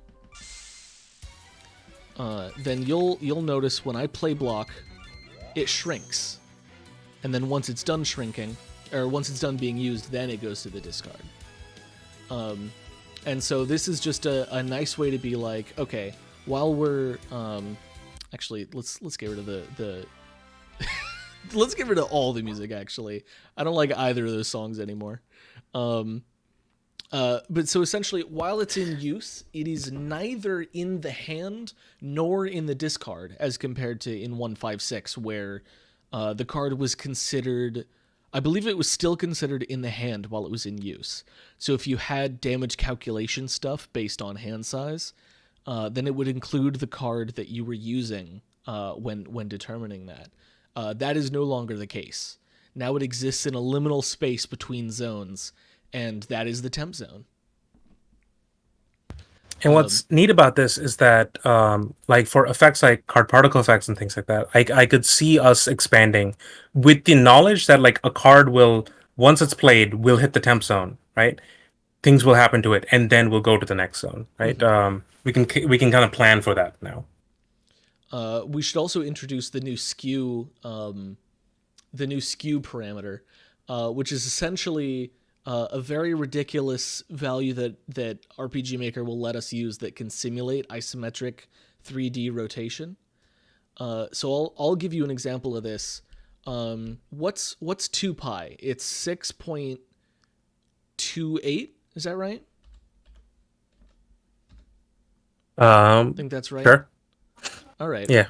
So I'll set the skew on X to this zone to 2 pi, right? And that's essentially an amount of radians, which I believe should rotate this 180 degrees in 3D. Yep. No, that's Whoa! 360 degrees. But that's so cool. It flips. Yeah, it is. This is math worth learning, because like you could do. I'm a fan. You can do such cool things with it. I've been doing negative 2 pi rotation for the Y value. So if I take this and I say that's 0, and then I set this to negative 6.28. And that's also why I had it. It's such a precise value, because, because it's in radians, it's a stupid precise value that is necessary. So I can maybe not refresh. I don't think that one's gonna. Look at that. That's freaking cool as well. So yeah, you can combine the X and Y values to get some interesting things going. If you combine them in the wrong way, then it'll actually just look like it's rotating normally because of how the two will combine. And again, this is isometric 3D rotation. It is not orthographic, which is to say, what's a popular isometric 3D game? To Final Fantasy Tactics. Well, Final Fantasy Tactics is a 2D game that uses isometric 3D art style. Oh, wait. I was going to use Sonic 3D Blast as an example, but that's also 2D. I mean, sure, yeah, that works. Okay, so like a 3D game that uses ISO, I mean, like XCOM technically. Yeah. Yeah. But essentially, they do break the projection a little bit, but don't worry about it. So essentially, number one, it's not real 3D because it's literally not 3D. But number two, it doesn't. Okay. Orthographic 3D is when things get bigger the closer they are to you, and this is not that. So it is useful for some projects and not useful for other projects. And either way, I decided since I finally understood how skew works, I should include it just in case that's something that people want to play with. The point is spinny card. Spinny card. You can do the spinny cards now. And you can do, if you want to get more than 2 pi, if you want to get 8 pi and just be it never stops spinning. It spins so fast. This is so dumb, but hopefully everybody in chat is entertained. Maybe I should. I mean, it's too late now, but maybe I should convert this into angle, degrees instead of radians, so people don't have to do math. Well, they still have to do math, but they have to do less math. So I do think that it would be good to convert it to angle because we are using angle for show card, doing the rotations for it, and we're using it right here too. So yeah, no, Isaiah, do it convert it to quads. We're gonna do all of our things in quaternions. Everything is quaternions now. Sorry. We would never do that. So Isilla, yeah. So Isilla says, I don't see a card back. It looks like it's the same side of the card. This is true. This is coming. Yeah. Coming very soon. If, Well, yeah. if I mean, skew heads are big into give us the backsides of cards, then we'll rush that through production. So we're once card summons is out, we're gonna do the Patreon vote again. Yeah. If card art layers wins out, that would be an excellent time to do like a card back, Oh, right? absolutely. Like, and then we would actually probably stop using the term bases, right? For the way that we're doing now, right? And then just be like everything is layers, and then the 0th layer, right, is the thing. Yeah. So you sort of like build a card based on 2D images that you stack on top of each other. Which is neat that we can do like this kind of like level of operation with. Yeah. That's so cool. Yeah. All right. So now we can move on to buttons. Okay. Yeah. So buttons are like simpler, right? Like the biggest thing is that like they're using sprite sheets now, and also they're using that same struct like base structure now. You do have to have an intern, but one thing you'll note is that let's check out extra. So if you go back to the plugin manager, Oh yeah. so notice that extra buttons is no longer in the list, right? And that's because we've actually consolidated extra buttons right within Core Engine, right? So a lot of our big plugin list, right? Yeah, we're gonna have to cull some of those plugins, right? Because they essentially the plugins that were freely available are just now just part of the Core Engine, and this way the Core Engine like just provides that sort of inherently. You don't need to keep extending your plugin list, right? Like as it goes. We'll probably do that with a couple of the other ones, right? So that we have like a couple of like big kind of chunky plugins, right? And then you can have like the smaller extension plugins, kind of based off of that. Yeah, there are. Isila's wanting to do like yeah, swing teacups. Vibrant Fervor says then maybe after layers I can put in the vote for dynamic cards. So if you're thinking about like custom keywords and things like that, like that's sort of on our roadmap. Like it'll take us a while to get there, but like that'll probably be the final big feature of card game combat. I know that enemy decks is next up, right? So I don't know if like we want to do custom keywords like for the one after that, but I know that like we want to do that. It's probably the most complicated thing for us to do. But like I know that like we don't complete this without that, right? Like that's such a important bit of this. Keywords has been on my radar since like 1.3, but it literally hasn't been possible until 1.6. So yes, so good news. It is now more possible than ever to do something like that. We do apologize that like the time scale of this is looking a little bit long, right? Part of it's because like it's just the two of us, right, and like a couple of the people kind of chipping away at it, but like it's in reach. I know that like at least within this year, I want us to do enemy decks, right? I want us to do like a deck editor and a card shop like update. Card summons is also coming out, right? And potentially card action pack 2 is definitely happening, and then whatever the patrons vote on, right? Once card summons is out, so probably 2 more like kind of Patreon plugins this year. I apologize that this is shop talk, right? But we are all trying to set up so that we can deliver on custom keywords, because that'll mark like, yeah, okay, we're feature complete, right? Like at this point, yeah, you can add in more stuff, but we probably want to be like, no, this is the package. This is what CGC is at this point. Because we're starting to get to a point, like you've probably noticed it in the card actions, right? Card actions, as we're adding more and more onto it, it's just turning into its own scripting language. Yeah. I don't know if you feel that way, Isaiah, right? But like, I definitely like, especially at its current size. Yeah. So Vibrant Fervor, the idea of keywords is that you would essentially take a set of card actions and template them under one word, right? Actions you would and call it like, Yes, actions and passives, right? And you would template them, and you would be like, "This is vanish." So when any card has vanish, it does this. When any card has pierce, it does this, right? When any card has copy, right? If a card has copy, when it is drawn to the hand, a card has echo. When a card has echo, and we draw it to the hand, we add another copy of that card to the hand, So right? you can And think so of them you, like macros, like for organizational mhm, purposes. But the big yeah, thing is that you can give a card a keyword in real time, much like independent yeah, card variables. Those variables are like specific for that specific copy of the card. If you give a specific copy of a card that keyword, it will keep that keyword until something happens, such as yeah. like And get a card that so, clears it or something like that.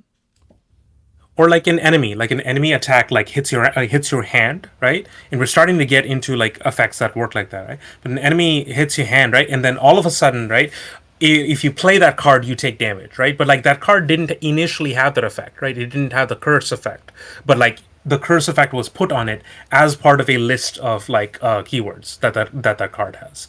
And then what that curse effect does, that is user determined. Like that, you like the user makes that. We don't create these bespoke like keywords anymore, right? You guys can do it. Yeah, so And at that's that point, I do believe like this is done, right? Like like because like the scope of the type of games that you can make, right, is pretty.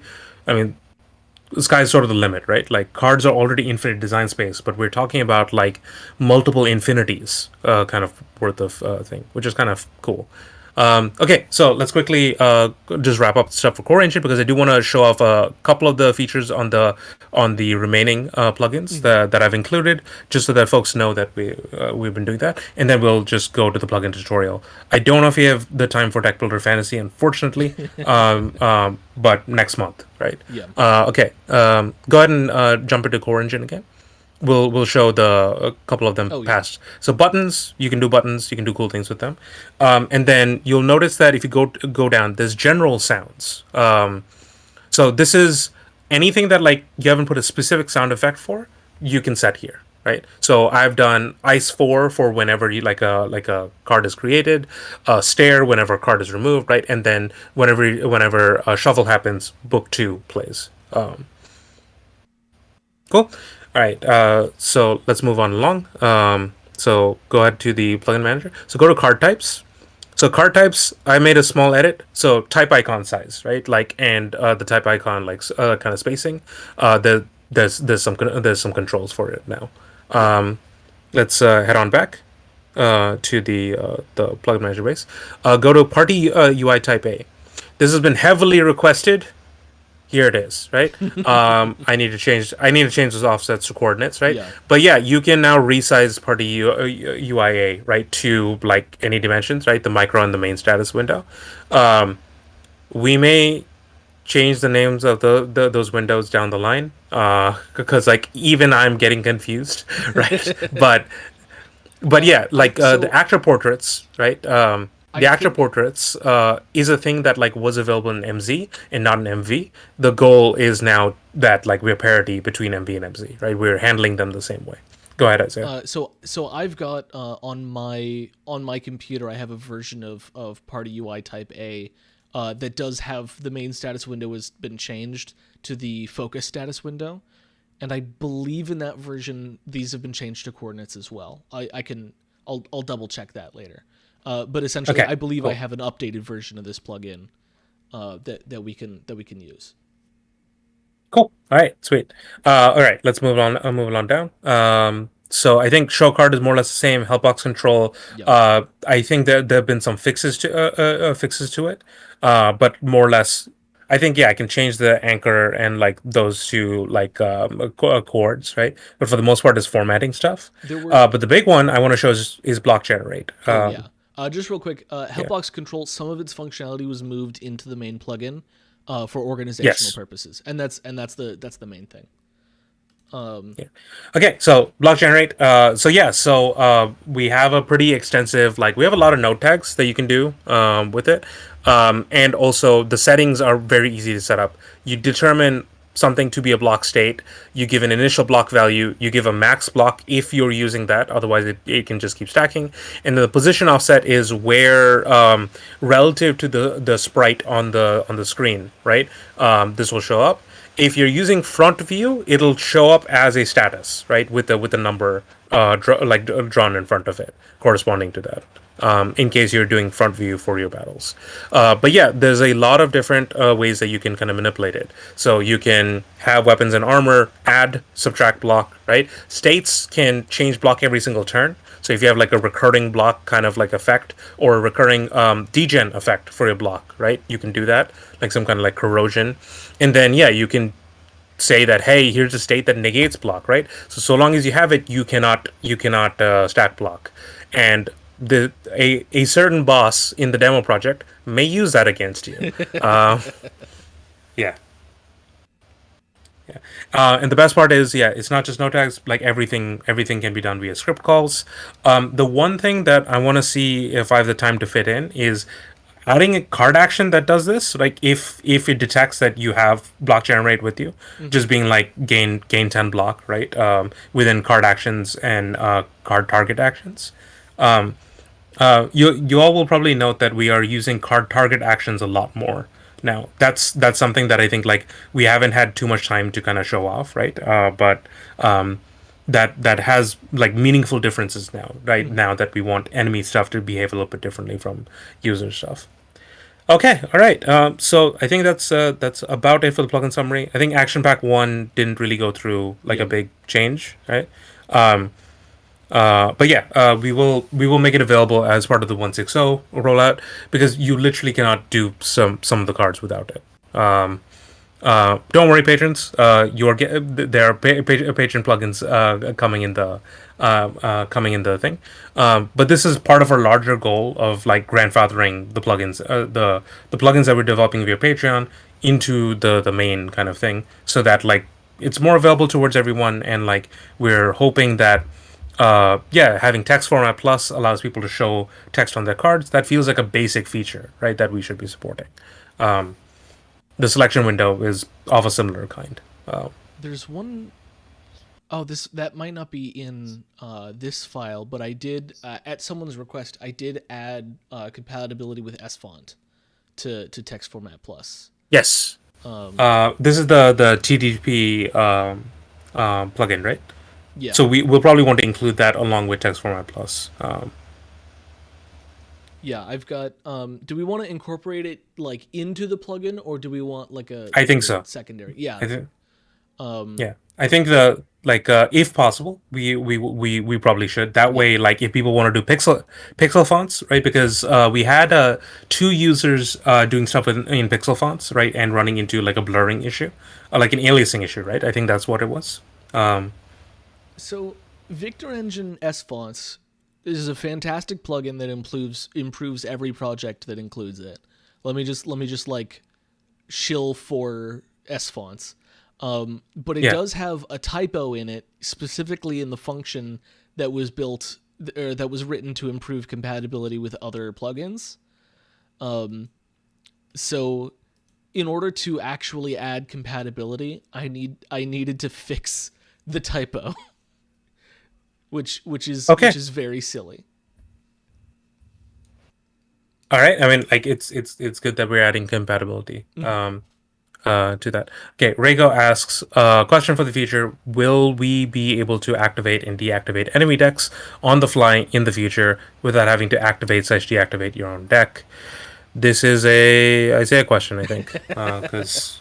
So you're saying, will we be able to have battles where only the actors have decks, and also have battles where only the enemies have decks within the same game? That is a question for which the answer could very well be yes.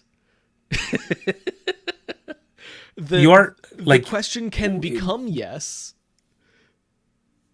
So I think it's worth noting, right? Yeah. Like if a user already has an idea of sort of how it works, right? Yeah. We probably want to shoot for that if we can. Yeah. No, I agree with that. I think that's the sort of Yeah. thing that like I'm glad you're asking now because it wouldn't have occurred to me, and absolutely would have factored into how I would write the feature.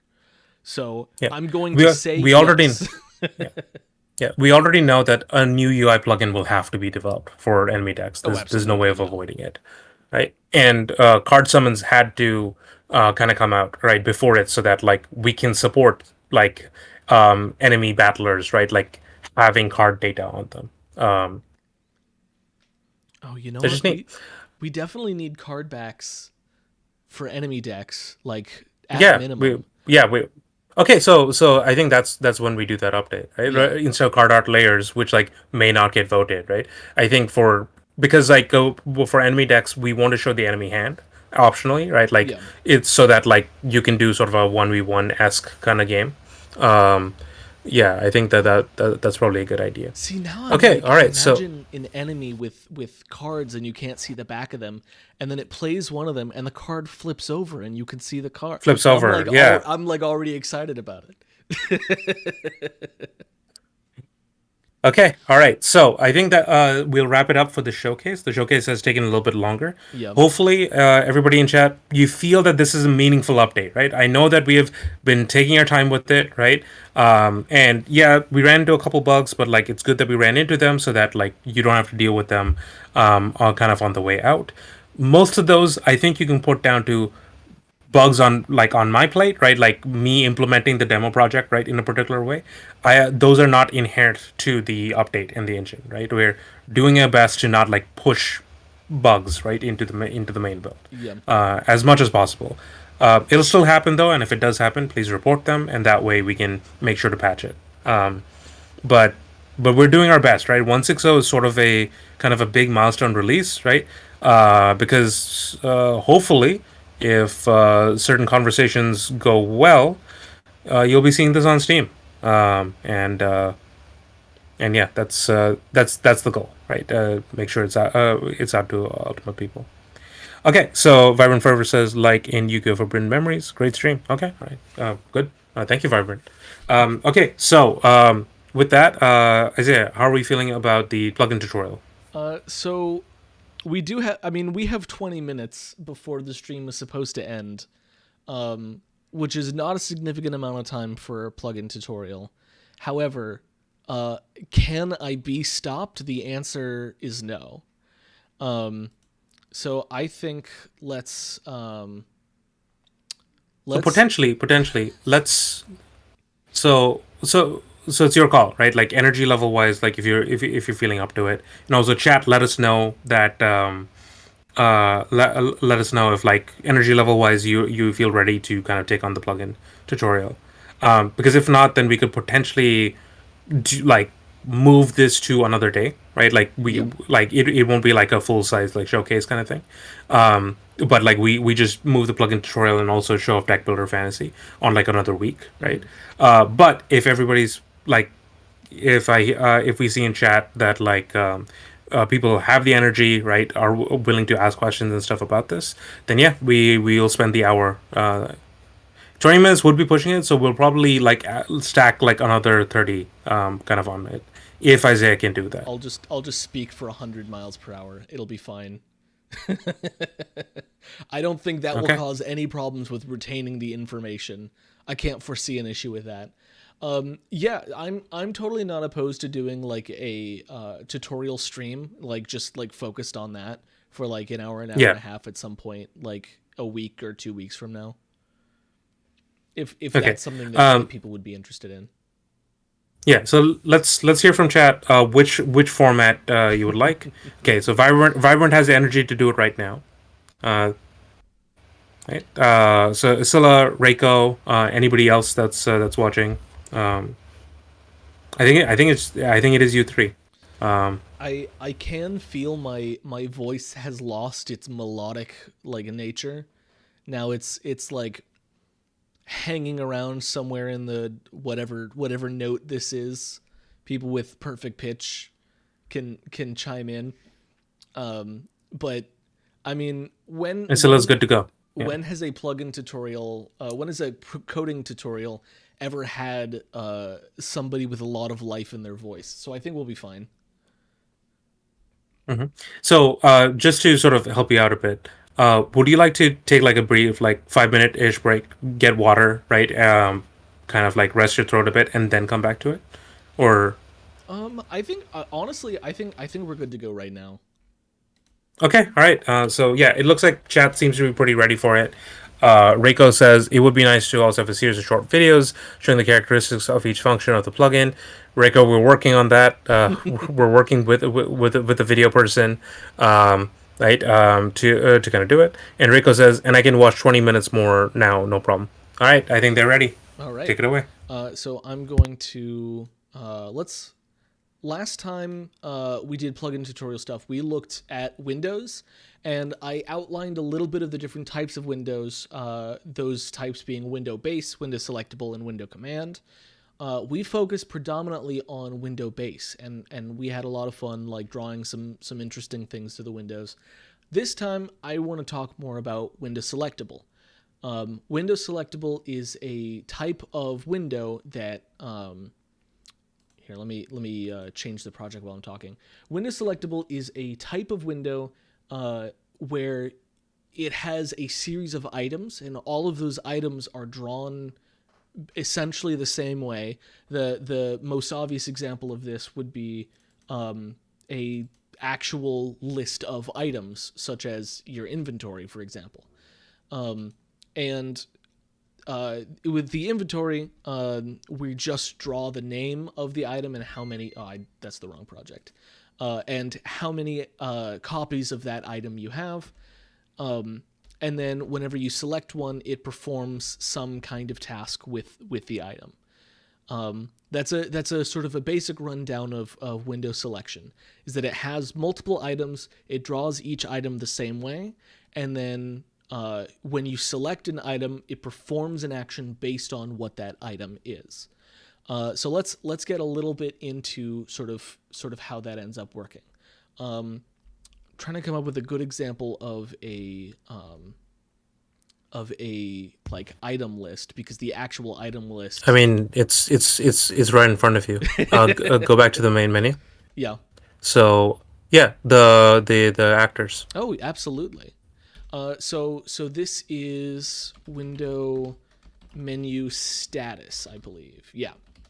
So window menu status is, let's try and find that within RPG scenes, because unlike window base, where we just need to create it and then draw some things to it, and then occasionally update it, a lot of our functionality of the window actually exists in RPG scenes.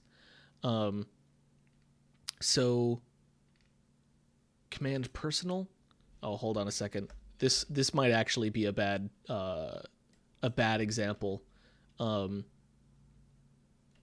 think equipment might be a better example. Let me try and rig up some equipment to test out.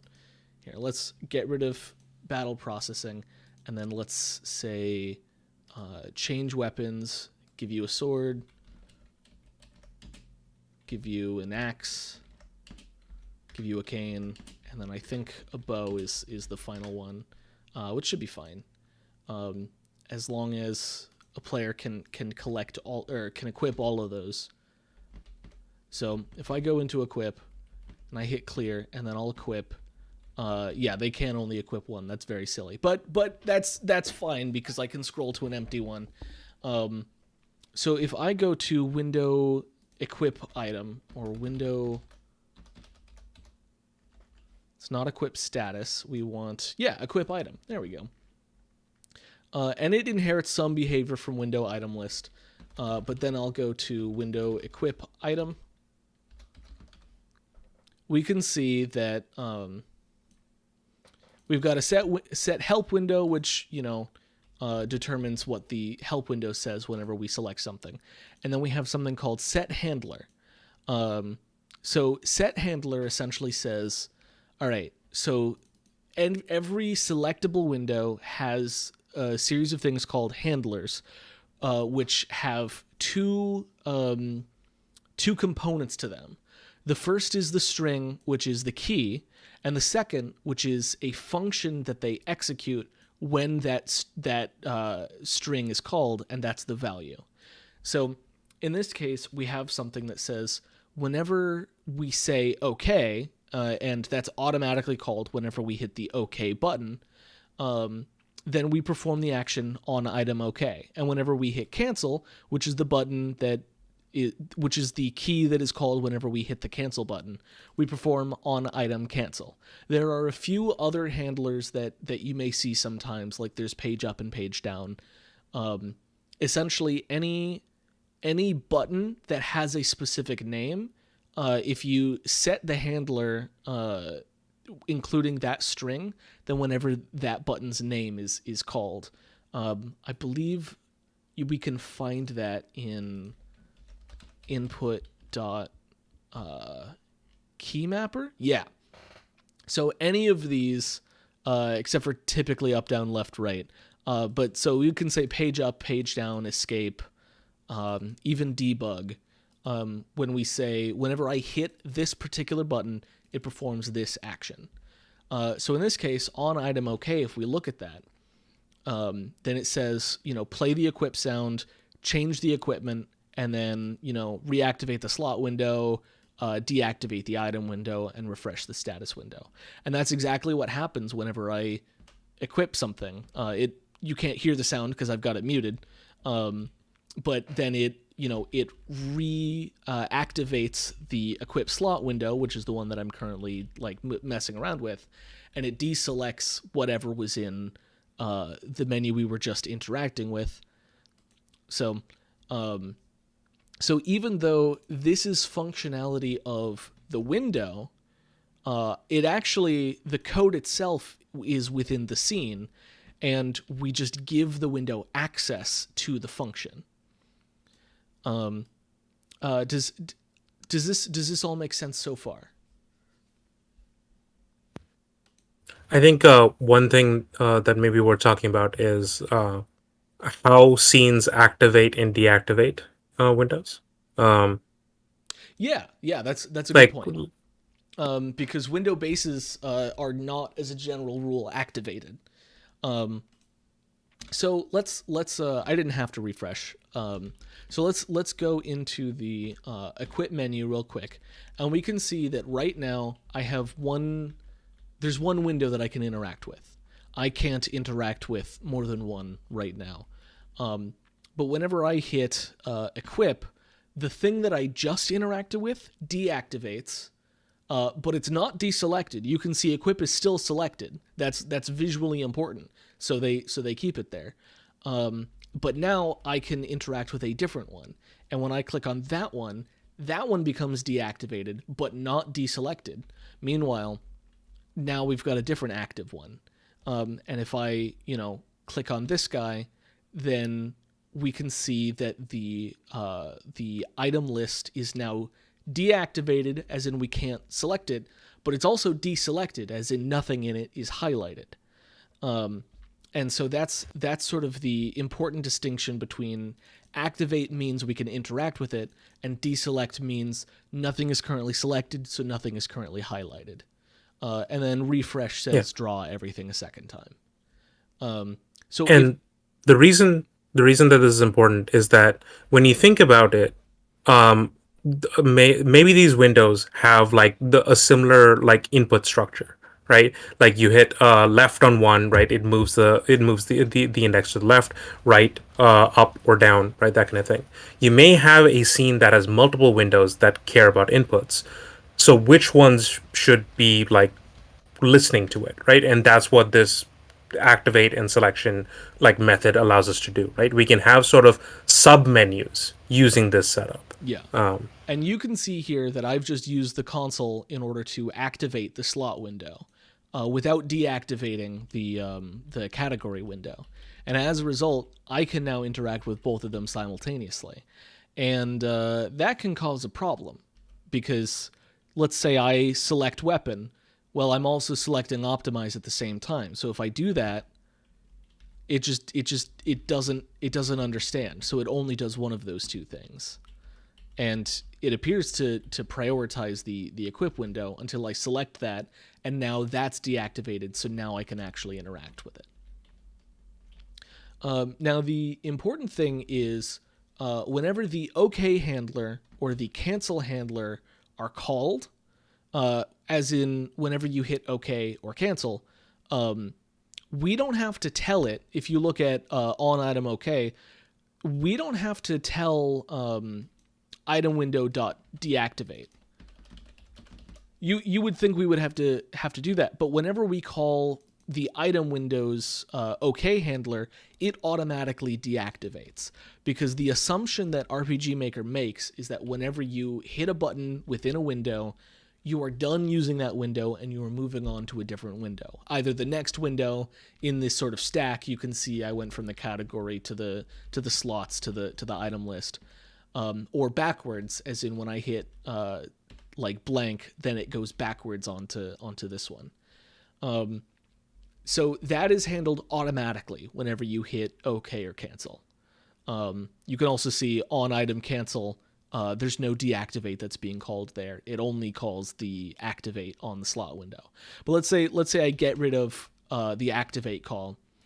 What we should expect to happen is a hilarious soft lock, because let's say, so if I hit OK, everything's fine. But if I hit cancel, now the thing I was just interacting with is no longer active. But the thing that I need to interact with next is also not active, and therefore I cannot make any inputs. The game is now frozen. So if you're writing, for example, a custom scene, or you've added a couple windows to a scene you're like already working in, you need to make sure whenever cancel or OK are called, something is activated in the process.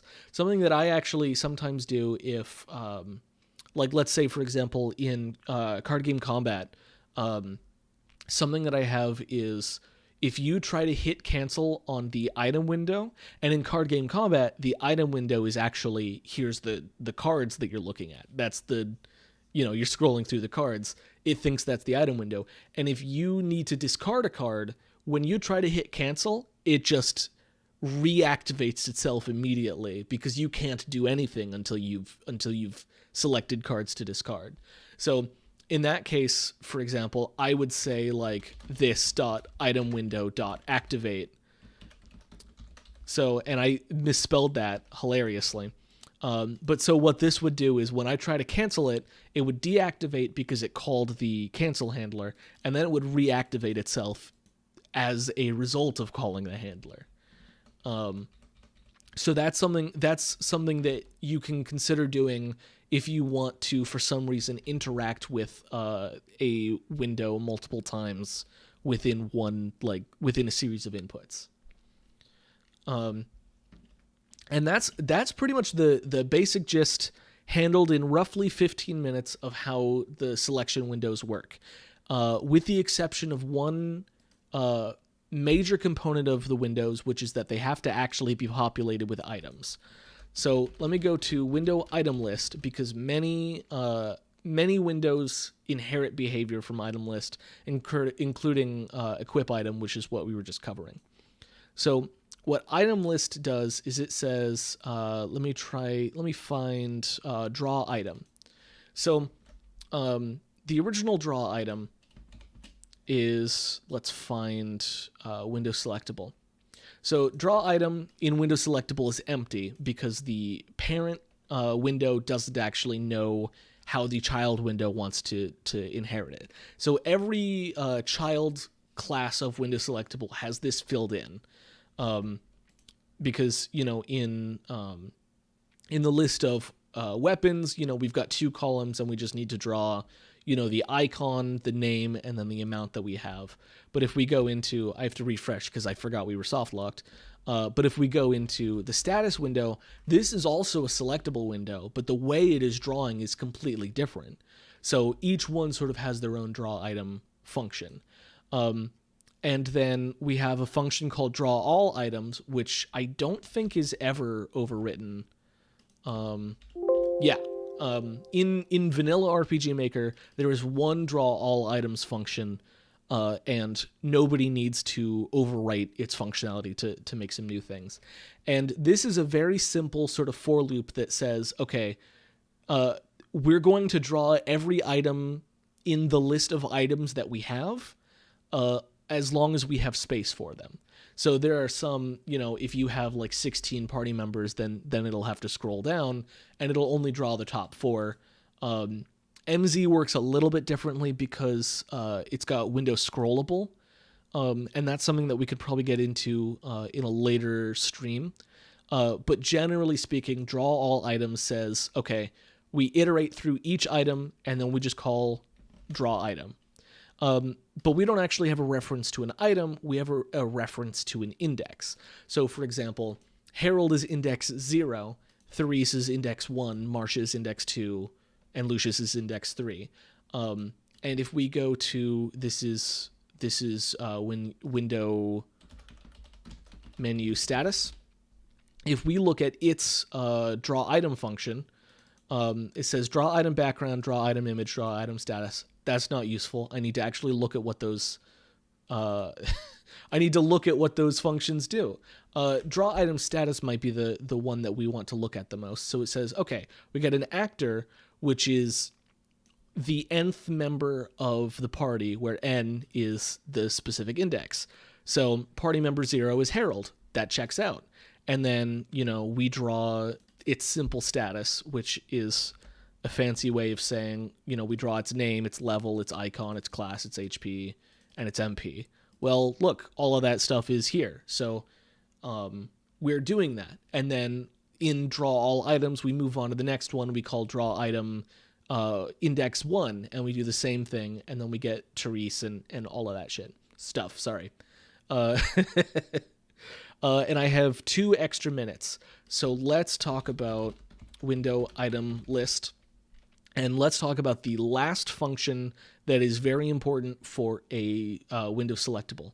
And this is not going to be present in all functions, but it is going to be present in, for example, it's not present here because when we get items, we just reference the game party.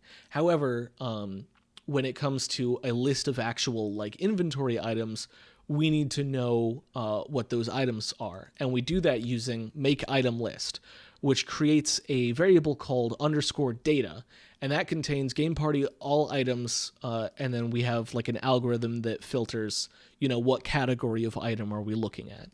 And so then when we're looking at data, we'll say draw item, and then we'll get the data, we'll get the specific item at index value, whatever it is the index we're looking at.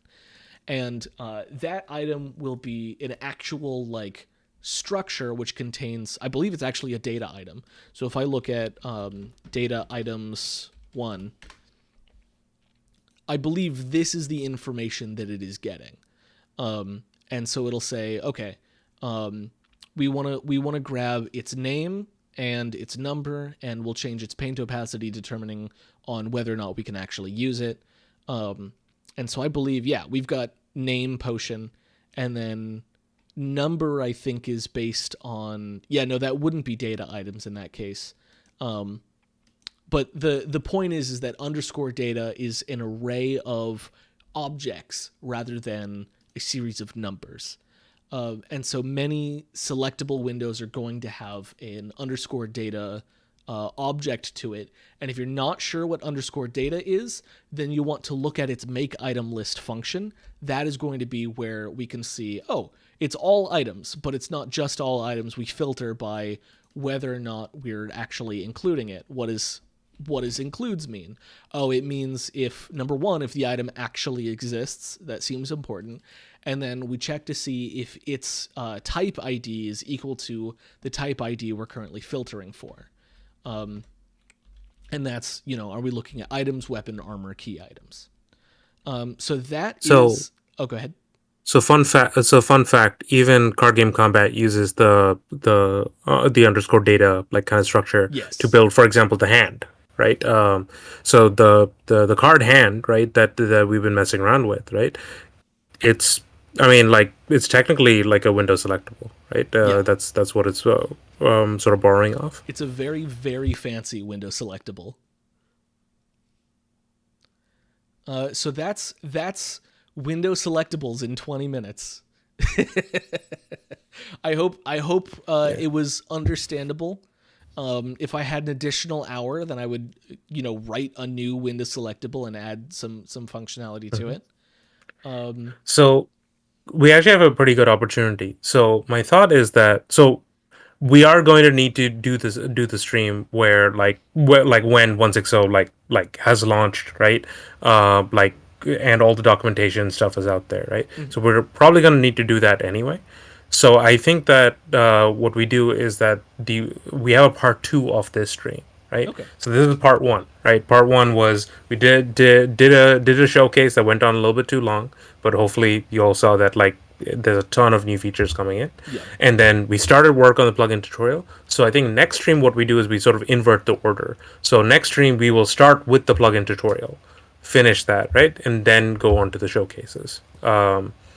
And that'll probably be happening within like the next 2-ish weeks, I feel. Yeah, But it depends on you. Yeah. I'll go more slowly. Yes. I may have to Yeah. repeat some things because I think the speed was maybe a little rushed. Yeah. I think the big still thing like the tutorial. All right. yeah. I think a big thing about like the coding stuff is that for a lot of folks, right, like it's one thing to be an abstract and the other thing to actually like work with it, right, and like kind of like type it out, right, and Yeah, like absolutely. see like, oh, if I change a thing that works. So if you weren't able to sort of internalize what we covered here, don't worry, we will briefly go over this again at the start of the next stream, Yeah. I which will be strongly happening feel soon. that no coding lesson is complete without typing some stuff down. No, you just code in your head, right? In my head, I am the greatest programmer in the world. So yeah, I'm definitely interested in like a follow up stream where we cover selectable and probably command as well in that time that we have. Yeah. I think it was ambitious, right, to like have plugin showcase, right, and that, but hopefully it was still an enjoyable stream. I know that we had a lot of fun running the bugs and also seeing things skew isomorphically. Yes, Rico Lupus saying mental coding is infallible. This is true, right? My mental code has Again, never yeah, crashed, although I yeah, have some. it works. It works on my machine, in my mind. Um, yeah. Okay. So most likely we'll be doing a follow up stream. We'll let you know kind of when that happens. And when we do the follow up stream, 160 like that launch will be done. Updated documentation, things like that. Um, I hope so because I really want, you've seen what like you can do now. I really want it in your hands, right? Because you're all already like just amazing us, right? Like every new game that we Oh, see come out absolutely. of our community, right? Just flabbergasted. Like it's like, oh wow, yeah, no, that's how you could like totally push this game. Like that it's amazing what you all come up with. So I look forward to like, yeah, like we're just arming you up, right? Like giving you like crazier and crazier things to do cool stuff with. Um, okay, all right. So, Isaiah, how are you feeling? I'm feeling like this is a great place to end the stream. Feeling pretty proud of myself for getting that in at the very end, but I do Yeah, think I can do better given more time. sure. So Yeah. Okay, all right. Well, everyone, thank you for coming. Right. Thank you for watching the stream. Those of you watching the VOD, thanks for sticking around. It's 2 hour VOD, right? yeah, That's pretty significant. And hopefully you'll join us on the next one where yeah we can complete what we sort of started here. And again, the goal is always to make sure that you get a working thing right as sort of at the end of this. I like it when like we have like a plugin that is like documented, right? That like you can kind of take with you. yeah. Um, yeah. Reiko says having more things I can do doesn't matter if I manage to turn them all into a bug. Well, Reiko, as you saw, we're not immune from bugs either. You just In gotta fact, turn the a bug lot of into a bugs. feature. Exactly. Right. Right. My game is full of features. All right. I'll see you all later. All right. Take care, everyone.